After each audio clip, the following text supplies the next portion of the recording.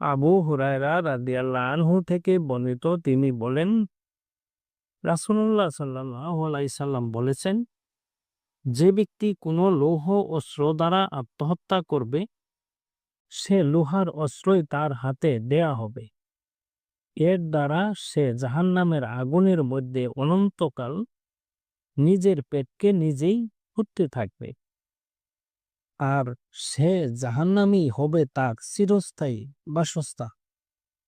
আর যে ব্যক্তি বিষ পান আত্মহত্যা করবে, সে জাহান্নামের আগুনের মধ্যে অনন্তকাল তাই চাকতে থাকবে, সেখানে সে চিরকাল অবস্থান করবে। আর যে ব্যক্তি পাহাড় থেকে লাফিয়ে পরে আত্মহত্যা করবে, সে জাহান্নামের আগুনের মধ্যে চিরকাল এভাবে নিজেকে নিক্ষেপ করতে থাকবে, আর সেখানেই হবে তার অনন্তকাল বাসস্থান। অনুচ্ছেদ 48, সহিহ মুসলিম 208।